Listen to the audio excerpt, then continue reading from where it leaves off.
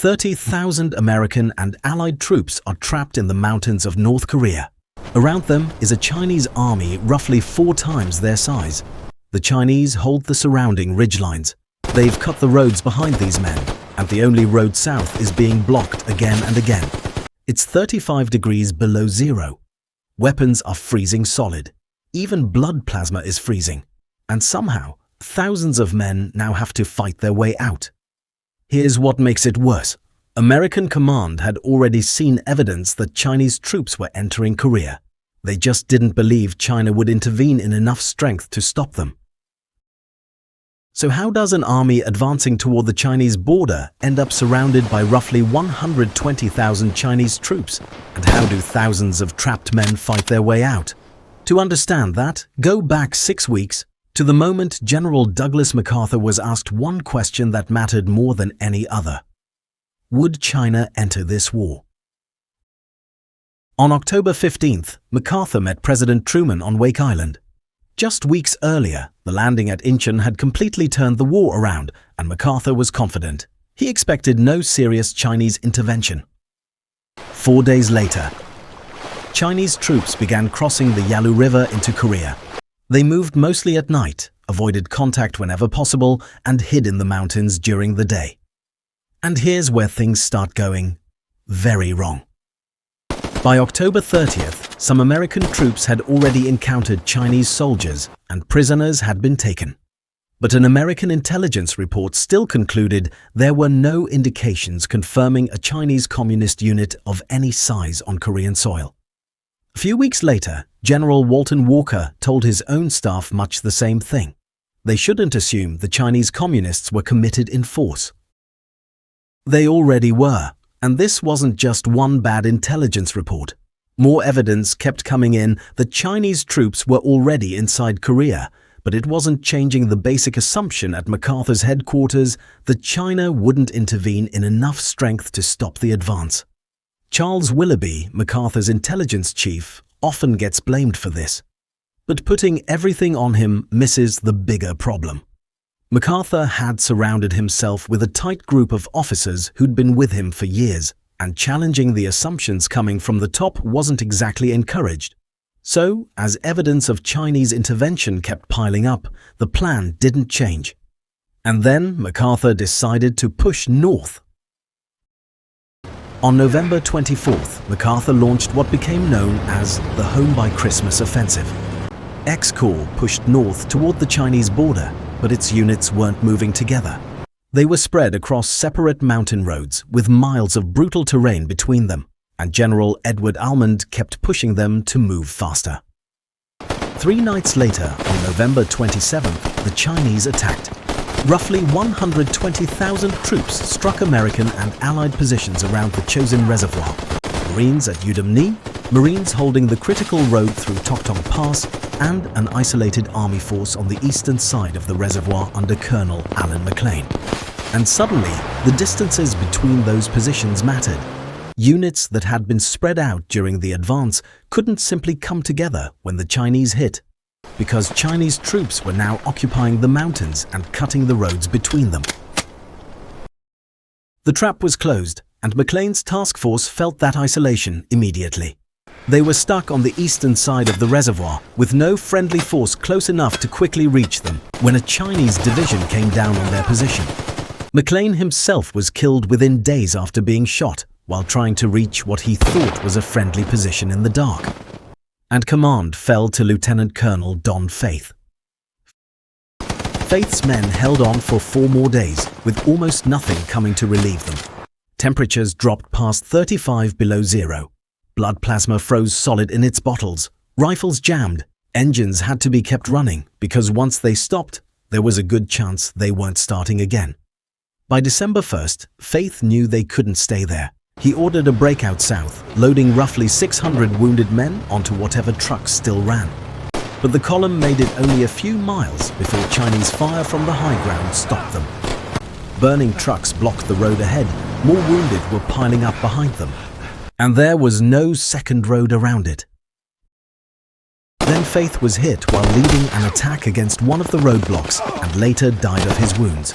With the column breaking apart, the survivors started leaving the road and stepping onto the frozen Chosin Reservoir itself, walking across the ice toward the marine lines at Hagaru-ri, carrying rifles, wounded men, and whatever else they could still carry. Roughly 3,200 men had started on the eastern side of the reservoir. About 1,000 eventually reached the marine lines, and only a few hundred were still capable of fighting.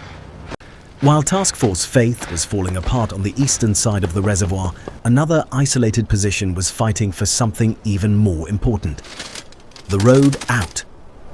At Toktong Pass, 254 Marines under Captain William Barber were holding a single hill overlooking the road between Yudam-ni and Hagaru-ri. If the Chinese took that hill, the Marines at Yudam-ni wouldn't just be surrounded, their only route south would be cut.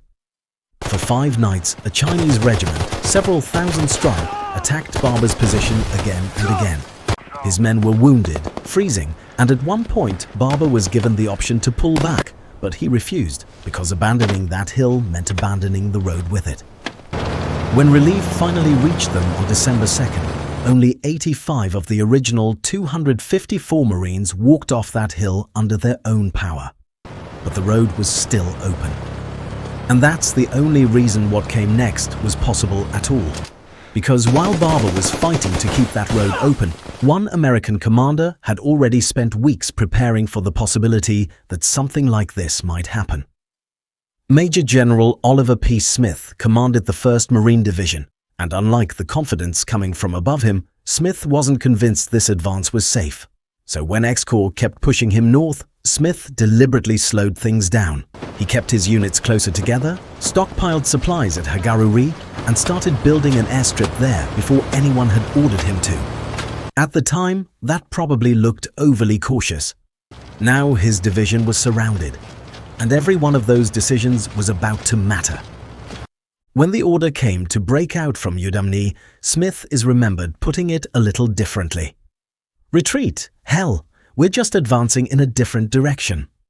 Historians can't confirm he said those exact words in that exact moment, but by then, that's pretty much what his division was about to do. What happens next is the part most retellings skip past to get to the ending: 4 days of fighting through roadblocks that never should have been survivable. Stick around and subscribe, because this is where the story stops being about a mistake and starts being about the men who fixed it. Now they had to actually get out. From Yudam-ni to Hagaru-ri was only about 14 miles, but it took the Marines 4 days to cover them. The Chinese held the mountains around the road and kept throwing roadblocks in front of the column, so this wasn't a retreat where everyone simply turned south and drove away. Every few miles, somebody had to clear the road before the rest of the column could move. And they couldn't just leave the wounded behind. They brought them with them, along with their dead, their vehicles, and whatever equipment they could still move. Temperatures during the march rarely climbed above 25 below zero, but the road through Toktong Pass was still open. Barber's men had made sure of that. Then they reached Hagaru-ri, and Smith's caution started paying off. The supplies he'd stockpiled were already there, and so was the airstrip he'd ordered built before the Chinese attack.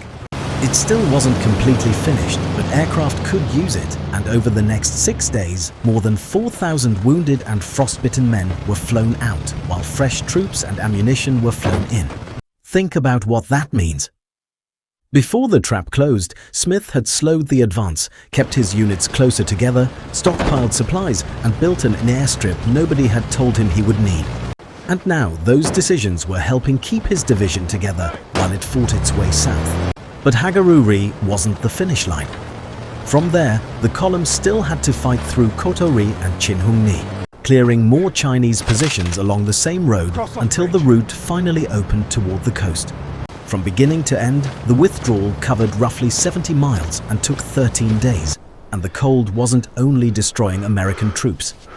Chinese soldiers were fighting in the same temperatures, many of them in quilted cotton uniforms that offered nowhere near enough protection. Their frostbite losses were catastrophic too. By December 11th, what remained of X-Corps had reached Hungnam on the coast. The cost had been enormous. More than 10,000 American and Allied troops had been killed, wounded, or captured, and once frostbite and exposure were included, the The casualty count climbed much higher.